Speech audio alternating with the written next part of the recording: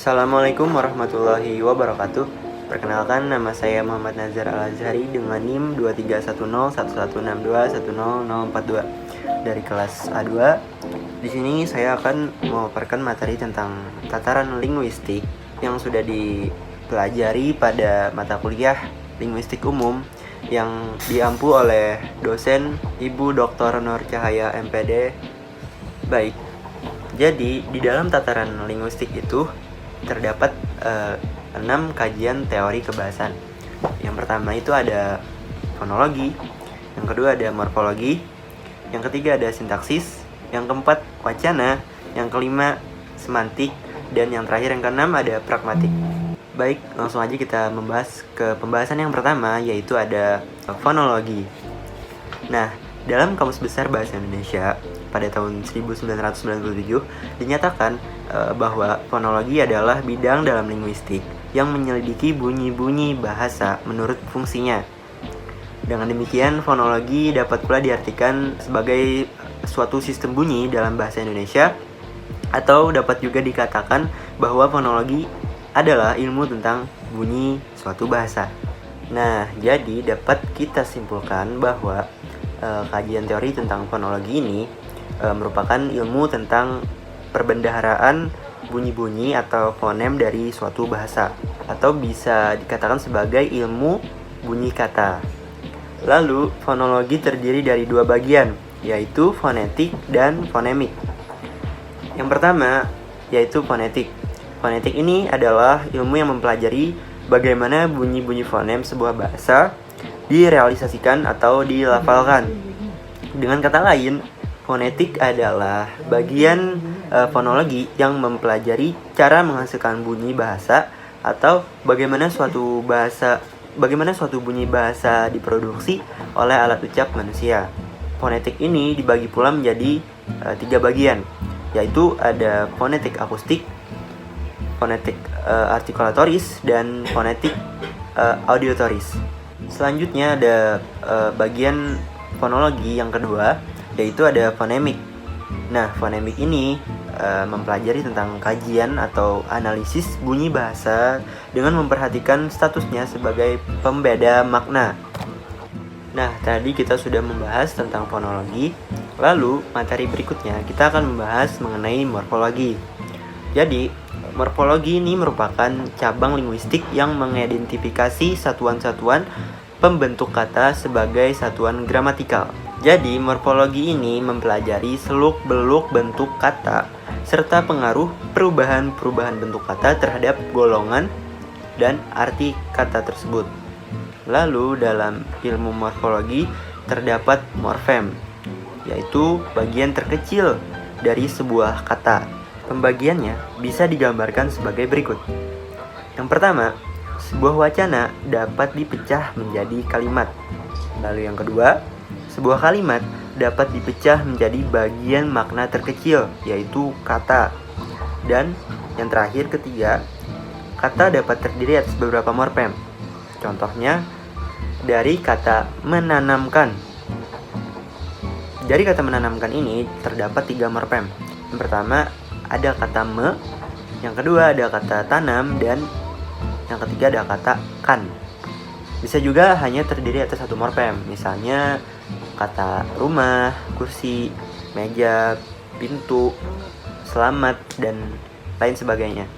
Di dalam tataran linguistik terdapat beberapa jenis morfem, yaitu yang pertama ada morfem berdasarkan bentuknya. Nah, di morfem berdasarkan bentuknya ini dibagi menjadi 2 lagi. Ada morfem bebas dan morfem terikat. Morfem bebas adalah morfem yang secara potensial berdiri sendiri dalam suatu kalimat. Misalnya kata saya, duduk, kursi. Lalu yang kedua ada morfem terikat. Morfem terikat adalah morfem yang tidak dapat berdiri dengan sendirinya dan selalu terikat dengan morfem lain untuk membentuk suatu ujaran. Misalnya ber, meng, dan kan. Dalam kata ber, misalkan bermain. Di kata meng, mengajarkan, dan kan, seperti itu. Lalu yang kedua ada morfem berdasarkan keutuhannya. Di sini juga dibagi menjadi 2 bagian, yaitu ada morfem utuh, yakni morfem yang susunannya utuh dan tidak terbagi. Contoh kata hari, pergi. Dan yang kedua ada morfem terbagi. Nah, morfem terbagi ini wujudnya harus diikuti dengan unsur lain seperti itu. Dan yang ketiga ada morfem berdasarkan maknanya. Dibagi menjadi dua bagian lagi. Yang pertama itu morfem bermakna leksikal, dan yang kedua ada morfem bermakna tidak leksikal atau morfem gramatikal. Lalu di tataran linguistik morfologi ini ada yang namanya proses morfologis. Nah, di dalam proses morfologis ini itu ada yang namanya pengafiksasian atau pengafiksan suatu kata. Lalu ada yang kedua ada reduplikasi. Yang ketiga ada penggabungan atau pemajemukan suatu kata dan lain sebagainya. Nah, kita bahas dulu nih dari yang pertama, yaitu ada pengafiksan. Jadi, pengafiksan ini bisa dikatakan sebagai suatu imbuhan. Contohnya itu seperti kata berbaju, lalu kata menemukan, ditemukan, dan jawaban. Maksudnya afiksasi itu adalah imbuhan yang dalam suatu kata itu ditambahkan kata ber seperti berbaju tadi, dan kan seperti kata menemukan tadi. Lalu yang kedua ada proses reduplikasi. Nah, simpelnya reduplikasi ini adalah suatu maknanya itu pengulangan suatu kata seperti itu. Contohnya kata bulan, berbulan-bulan, satu-satu. Kata orang itu kalau di reduplikasi menjadi seseorang, seperti itu contohnya. Dan ada proses lain-lainnya lagi yang tidak perlu saya sebutkan. Lalu di dalam morfem ini ada yang namanya morf dan alomorf. Morf adalah anggota dari suatu morfem yang belum ditentukan distribusinya atau wujud konkret, wujud fonemis dari suatu morfem. Sedangkan alomorf adalah varian bentuk morfem. Jadi semua morf yang memiliki kemiripan bentuk dan kesamaan arti adalah alomorf dari suatu morfem yang sama. Seperti itu. Lanjut ke pembahasan tataran linguistik berikutnya. Yang ketiga ada namanya sintaksis.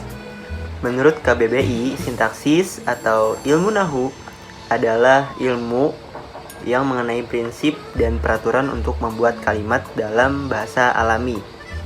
Jadi dapat disimpulkan secara singkatnya, sintaksis ini adalah ilmu yang mempelajari suatu kalimat. Secara umum, struktur sintaksis terdiri dari susunan SPOK, yakni subjek, predikat, objek, dan keterangan. Misalnya, contoh kalimat saya berangkat dari pukul 7 pagi. Secara sintaksis, kalimat tersebut terdiri atas komponen saya sebagai subjek, berangkat sebagai predikat, dan dari pukul 7 pagi yakni sebagai keterangan. Kata saya merupakan subjek kalimat yang berupa kata benda atau nomina. Sementara itu, kata berangkat merupakan predikat kalimat tersebut yang berupa verba atau kata kerja. Adapun dari pukul 7 pagi merupakan keterangan kalimat yang berbentuk sebuah frasa. Lalu di dalam tataran sintaksis ada yang namanya frasa, klausa, dan kalimat. Kita bahas yang pertama dulu nih, yaitu frasa. Frasa atau frase adalah suatu gramatikal yang berupa gabungan kata yang bersifat non-predikatif atau gabungan kata yang salah satu fungsi sintaksis dalam kalimat. Lalu frase ini dibagi menjadi dua bagian lagi, yaitu ada frase endosentrik dan frase eksosentrik. Yang pertama, frase endosentrik adalah frase yang salah satu unsurnya atau komponennya memiliki perilaku sintaksis yang sama dengan keseluruhannya. Artinya, salah satu komponennya dapat menggantikan kedudukan secara keseluruhan. Contoh kata untuk menggambarkan beberapa anak murid. Misalkan terdapat 3 anak murid, itu bisa diganti dengan kata siswa, seperti itu. Lalu yang kedua ada frase eksosentrik. Frase eksosentrik merupakan frase yang komponennya tidak mempunyai perilaku sintaksis yang sama dengan keseluruhannya. Pembahasan kedua mengenai klausa. Jadi klausa ini merupakan satuan sintaksis berupa runtutan kata-kata berkonstruktif predikatif.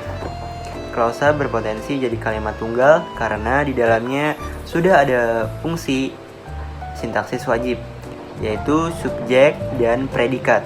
Lalu di dalam klausa ada yang namanya klausa nominal, klausa perba, klausa adverbia, klausa adjektiva, dan klausa proposisional. Lalu yang ketiga kita membahas mengenai kalimat. Kalimat merupakan suatu kumpulan kata yang membentuk sebuah pikiran atau gagasan yang utuh dan bermakna. Kalimat dibagi menjadi dua lagi, ada yang namanya kalimat majemuk koordinatif dan majemuk subordinatif. Selanjutnya kita akan membahas materi tataran linguistik berikutnya yang keempat, yaitu ada wacana. Wacana adalah suatu bahasa yang lengkap, sehingga dalam hierarki gramatikal merupakan satuan gramatikal tertinggi. Sebagai satuan bahasa yang lengkap, maka dalam wacana itu berarti terdapat konsep, gagasan pikiran, atau ide yang utuh yang bisa dipahami oleh pembaca atau pendengar tanpa keraguan apapun. Sebagai satuan gramatikal terbesar atau tertinggi, berarti wacana itu dibentuk dari kalimat atau kalimat-kalimat yang memenuhi persyaratan gramatikal dan persyaratan kewacanaan lainnya. Di dalam wacana terdapat jenis-jenis wacana, dan jenis-jenis tersebut terbagi menjadi 3 bagian. Yang pertama berdasarkan media, yang kedua berdasarkan peserta, dan yang ketiga berdasarkan tujuan. Kita bahas yang pertama dulu. Yang pertama ada berdasarkan media. Di dalam ini bisa saja mencakup media tulisan dan lisan. Lalu yang kedua berdasarkan peserta. Di dalamnya terdapat monolog, dialog, dan palilog. Sedangkan berdasarkan tujuan, di sana terdapat yang namanya deskripsi, narasi, eksposisi, argumentasi, dan persuasi. Baiklah, kita masuk ke pembahasan berikutnya dalam tatanan linguistik yang kelima, yaitu ada semantik. Semantik adalah cabang linguistik yang mengkaji tentang makna bahasa secara sistematik. Apa itu makna, bagaimana makna itu disusun, perubahan makna, latar belakang perubahan makna, hubungan perubahan makna dengan struktur bahasa, dan bagaimana cara makna itu diujarkan dalam suatu bahasa. Di dalam pembahasan sintaksis ada yang namanya jenis makna. Nah, jenis makna di semantik ini ada memiliki beberapa macam dan beberapa jenis. Ya, salah satunya yaitu antara lain seperti makna gramatikal, makna leksikal, makna konseptual, makna referensial, makna non-referensial, makna konotatif, makna denotatif, makna konseptual, makna asosiatif, makna istilah, makna idiom, dan yang terakhir ada makna peribahasa. Lalu di dalamnya juga ada yang namanya relasi makna. Yang dimaksud dengan relasi makna ini adalah hubungan semantik yang terdapat antara satuan bahasa yang satu dengan satuan bahasa lainnya. Satuan bahasa di sini dapat berupa kata, frase, maupun kalimat, dan relasi semantik itu dapat menyatakan kesamaan makna, pertentangan makna, ketercakupan makna, kegandaan makna, atau juga kelebihan suatu makna. Lalu, dalam pembicaraan tentang relasi makna, biasanya dibicarakan mengenai masalah-masalah seperti sinonim, antonim, polisemi, homonimi, hiponimi, ambiguitas, dan redundansi. Nah, berikutnya kita akan membahas materi terakhir mengenai tataran linguistik ini, yakni adalah pragmatik. Pragmatik adalah cabang linguistik yang mempelajari hubungan antar konteks luar bahasa dan maksud tuturan melalui penafsiran terhadap situasi penuturnya. Jadi dapat kita simpulkan bahwa di dalam pragmatik ini merupakan suatu ilmu yang mempelajari tindak tutur atau makna dari suatu bahasa atau penyampaian dari orang lain. Tindakan ekspresif yang dilakukan oleh penutur kepada mitra tutur. Lalu ada fungsi tindak tutur. Yang pertama ada representatif atau asertif, yakni menjelaskan. Lalu yang kedua ada komisif, ketiga ada diraktif, yang keempat ada deklarasi, dan yang kelima ada ekspresif. Lalu ada jenis tindak tutur. Yang pertama ada lokusi, dan yang kedua ada ilokusi, dan yang ketiga ada perlokusi. Lalu berikutnya di dalam pragmatik ini ada yang namanya dieksis. Dieksis adalah istilah teknis untuk salah satu hal yang mendasar untuk kita lakukan dengan tuturan. Dieksis berarti penunjukan melalui bahasa. Bentuk linguistik yang dipakai untuk menyelesaikan penunjukan disebut ungkapan dieksis.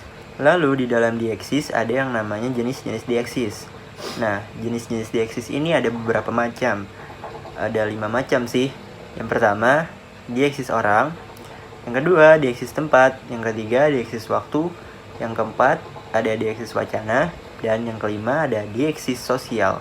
Nah, jadi itu saja penyampaian materi yang dapat saya sampaikan tentang tataran linguistik ini. Semoga dapat dipahami, dan apabila ada kekurangan dalam penyampaian mohon dimaafkan, karena manusia adalah tempatnya salah. Benar gak sih? Baik, sekian penyampaian materi dari saya. Akhir kata saya tutup dengan wassalamualaikum warahmatullahi wabarakatuh. Sampai jumpa.